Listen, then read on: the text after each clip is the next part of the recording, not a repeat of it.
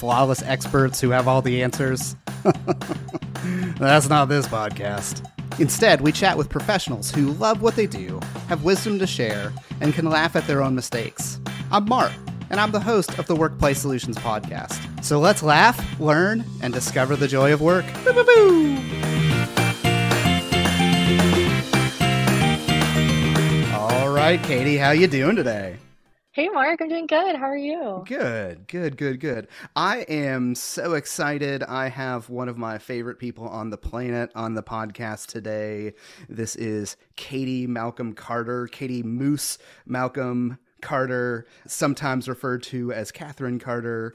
Has many names, but we will talk with this wonderful human being about fun and education. I've known Katie since, golly, I think you were a freshman at Barry. Freshman at Barry. Yeah. So, and I won't. 6 years ago. Okay, I wasn't going to say how long that was. So, Katie is a community moderator at Incident IQ, and also has a ton of experience on the challenge course as a facilitator and trainer. Used to be a teacher, and I'll let her introduce herself here in a minute, but we are delighted to spend this time with Katie today. So how you doing? I'm good. Happy to see you. Happy to talk with you. It's been a while. It's hard to get back up to Rome. So Katie, who are you? Actually, no, let's not do that yet. Let's I'm a little rusty. We've been on podcast vacation, and this is the third episode series in the new season. We're recording this in November, so I'm a little rusty, so that's fine. All right, so let's go ahead and do a warm-up. I'm going to put you on the spot because you do have a ton of facilitation experience. What is one of your favorite icebreaker questions or warm-up questions? I have two favorite icebreaker questions. It depends on the age group, because if I'm working with like adults, I'm going to ask like a little bit more serious question. The little kids, I'm going to be like, what's your favorite superhero? And do their like pose or their call or their sign.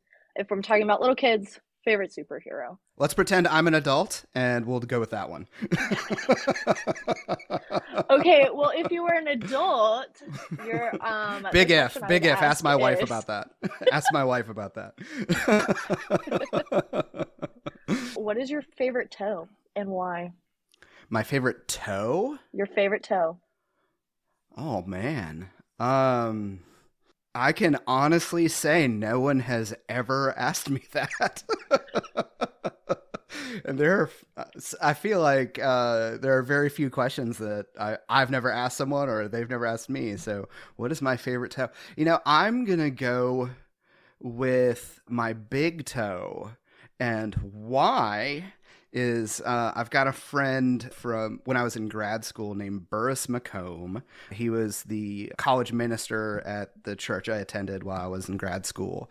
And he wrote a song called My Big Toe.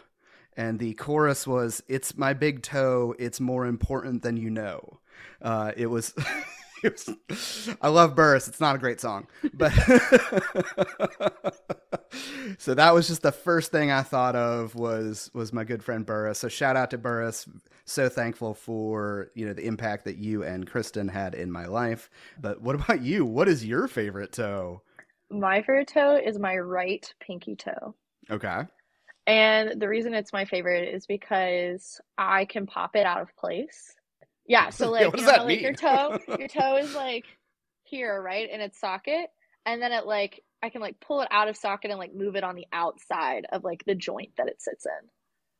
It was a dancing injury when I was in high school. Okay. And so I like hurt my foot. My toe was dislocated. I had to go to the hospital. I had a boot on, like a little foot boot for when you hurt your foot, and it was because I dislocated my toe. Oh wow. That's yeah. Is it better or it's okay. Okay. It sometimes gives me pain. Okay. If I wear my Chacos on like if I wear them too tight, like it like dislodges my toe a little bit. So just got to be careful how tight I wear my Chacos. WorkPlay Solutions is not sponsored or by Chacos, but if Chacos wants to give us money, we'll take it. Oh, I wish I knew what I was doing. All right. But we're having fun. We're having fun. This makes me curious. Have you gotten interesting answers from that question? Yes. My favorite answer, shout out to Jon Whisenant. Was one of my favorite supervisors when I was working at Sojourn Adventures. And he cut off his toe in a chainsaw accident. Really? And got it sewn back on, and so it is called zombie toe. Oh, man.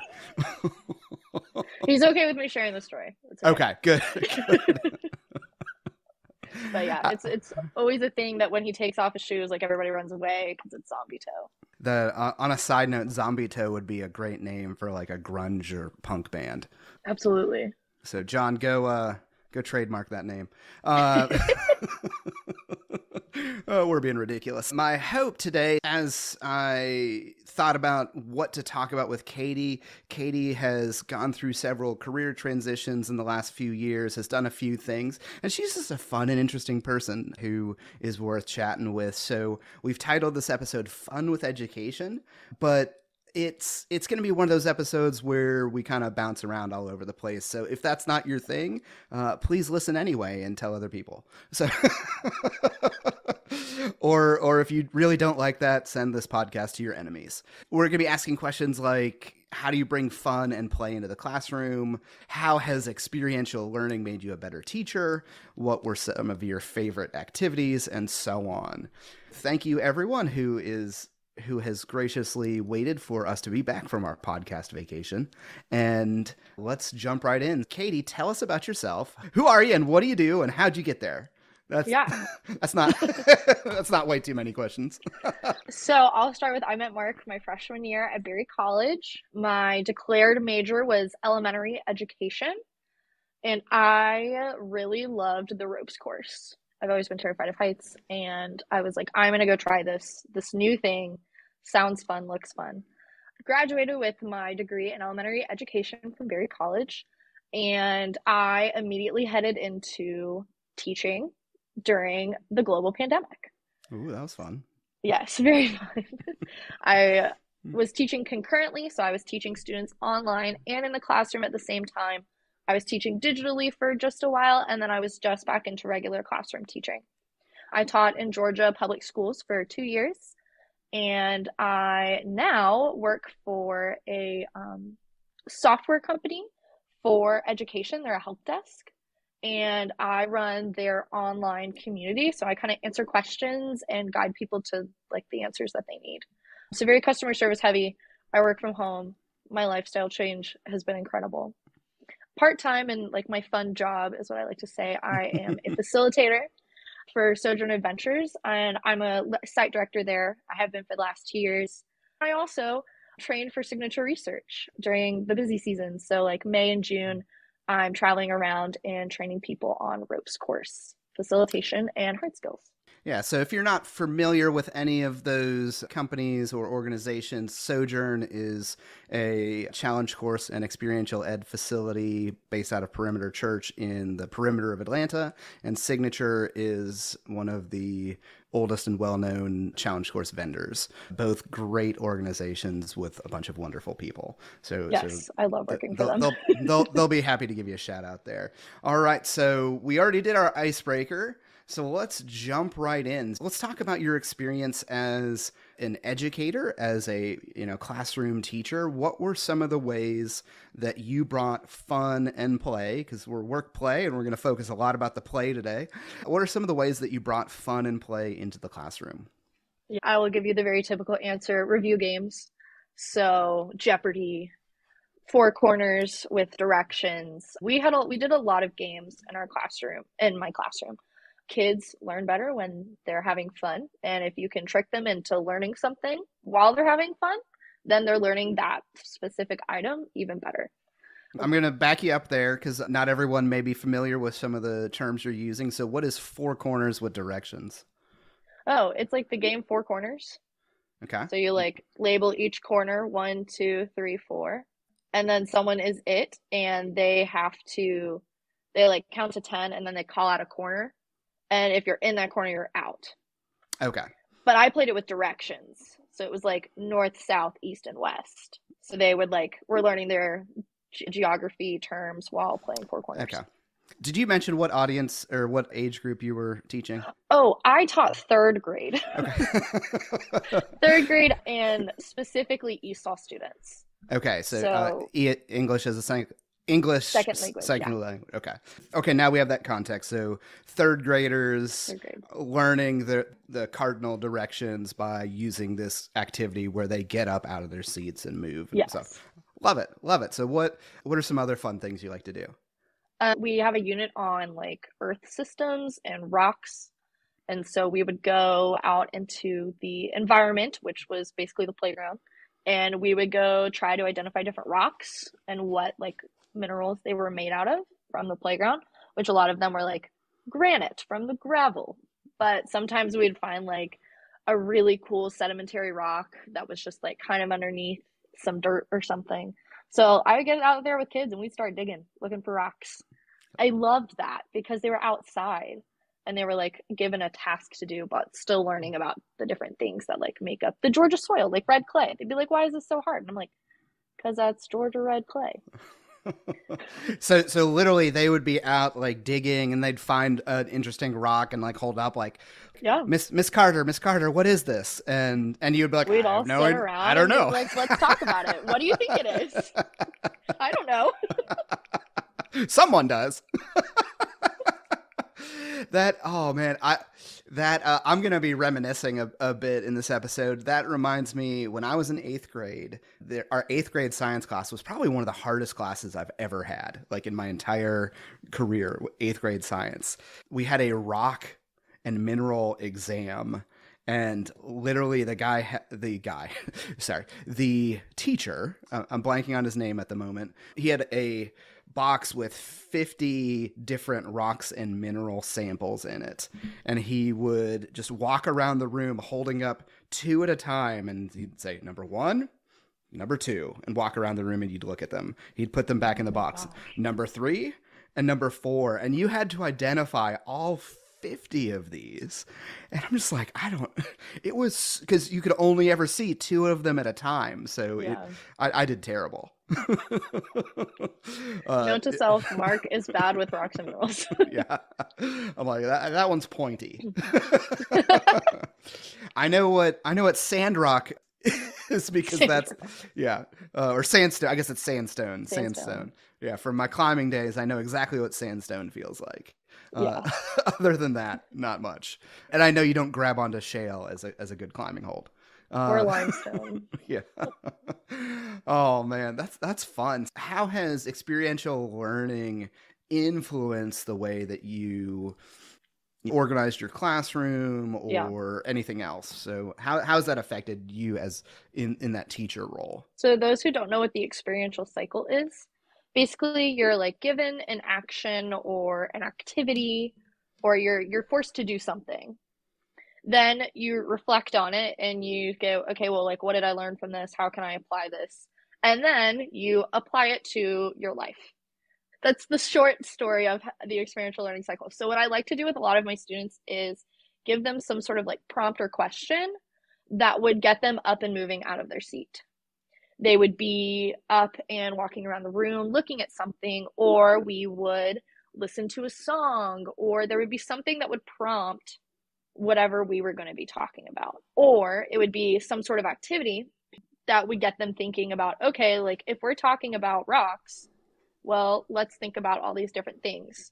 And maybe we'll go outside and look at rocks, or we'll watch a video about rocks. So we do some sort of activity. And then you have to talk about it. So you kind of debrief, go, okay, well, we watched the Shiny music song from Moana. And how on earth is that going to apply to rocks? How on earth? But it did, because they were wait a second, we learned about luster, and we learned about how luster means that something is shiny. And I was okay, so we talked about something shiny, or we watched a video about the crab being shiny, and then you're taking it and talking about how, oh, this applies to what we're talking about, which is luster. And then they took that, and when we were taking our rocks test, every time they would have a question about luster, I could hear these little tiny voices going, shiny, like as they're like writing their answers. So I really used it because it was a way that would connect each different thing. You're doing a hands-on something, then you're reflecting on it, you're talking about it, and then they're able to apply it to their test or apply it to their life in general. And for a facilitation, if I was doing something, we'd do an activity, then we'd reflect and talk about it, and then how to apply it into their everyday life, which they might not necessarily be finding rocks that have luster on them in their everyday life, but that's how it applied to education. That's how it applied to their tests. That's how they applied to what they were going to be doing or what they were like supposed to learn. Yeah. So thank you for no, that's great.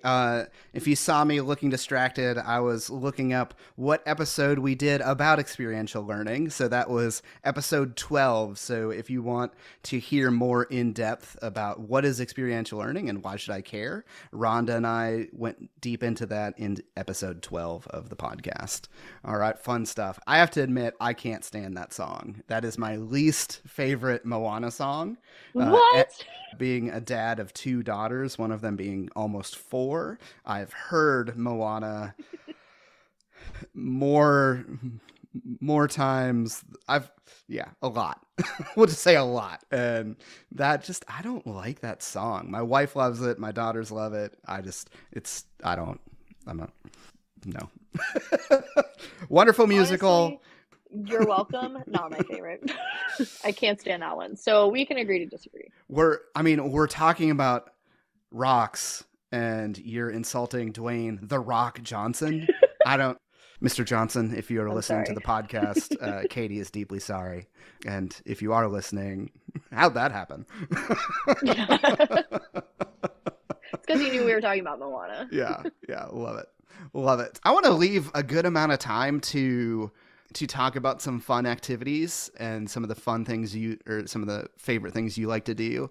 But just since you brought up teaching virtually and in person at the same time, that high flex or hybrid or whatever folks call it, wherever they are, what were some of the challenges in doing that?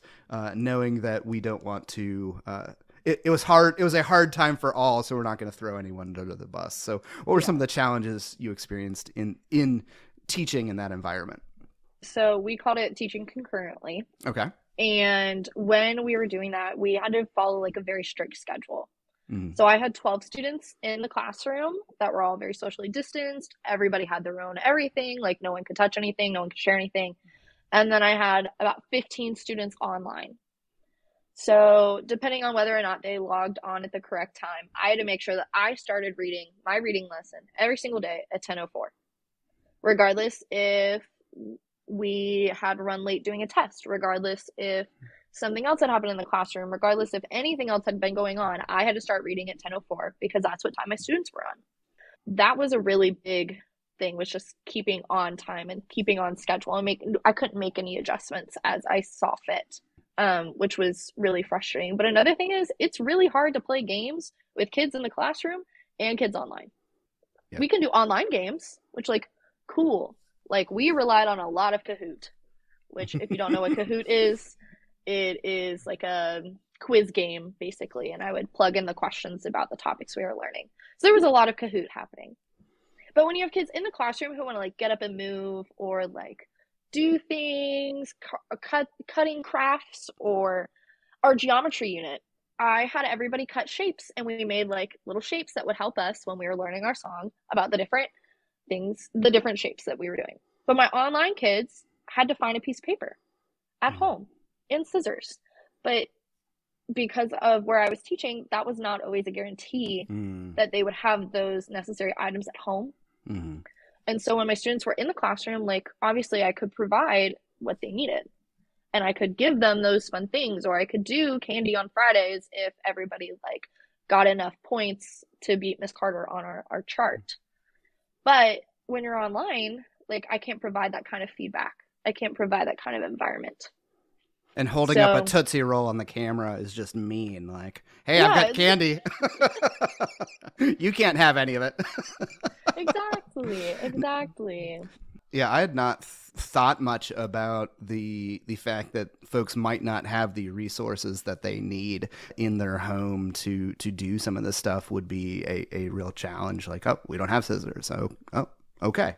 Yeah. Well, and I was in a Title I area, so it was What is Title I? Title I is when more than 70% of the students are on free or reduced lunches Okay. for the school. So lower income areas is typically what they would classify as Title I. But like they had buses that were bringing lunches around, like doing the bus stops, but would drop off lunches for our students, and that might have been the only meal that they were getting that day. Oh, wow. So the fact that like I was trying to teach this kid about science or about shapes when they're sitting there hungry because they haven't had enough food. And it's not like they're going to come to school and I can give them a snack in the morning. They have lunch and I can give them a snack before they go home. They're still in that premonitory, like, I'm hungry, so I can't focus. Which was one of my biggest gripes about online teaching. I understood why we did it. I totally, like, I supported it for my students who could do it. But it was really hard when especially those resources weren't there for a lot of my students. And I couldn't be that, like, happy, big smile every morning, give me a high five, give me a hug, when that's what they needed. And it's just hard to communicate that over Zoom, especially if I've never met them in person. Yeah, it's incredibly hard to hug someone over Zoom. Every time I've tried, I've failed miserably. I did run into a friend. I am notorious for not being a hugger, but I've changed that a bit after 2 years of pandemic. So my friend John, like, I gave him a hug at a conference, and he's like, "This wasn't my one for the year, was it?" I'm like, I give out more after like 2 years of not touching anyone. So That's fair. That's fair. Oh man. So it sounds like some of those things were challenging. I'm intrigued, but I entitled this episode Fun with Education. So as much as we could go down some of those roads, I'm going to choose not to at this time because yeah, it's real. And we want to admit that it was hard and not pretend it wasn't. And today we're talking about other stuff. So, but thank you for sharing that. And thank you for just helping us understand that. Thank you everyone for, thank you. I can hear your water. Thank you. Thank you everyone for listening to part 1 of our conversation with Katie Malcom Carter. It's a little scattered, but we're having a really good time and she is very thirsty. Please come back for part 2 of our conversation about fun and education and Katie's experience. If you enjoy this podcast, please leave a review, tell a friend, give us a gold star, or call my grandma. And if you want unforgettable events and training that's fun, like for real fun, get started today at WorkPlaySolutions.com. I know I want that. Boo, boo, boo.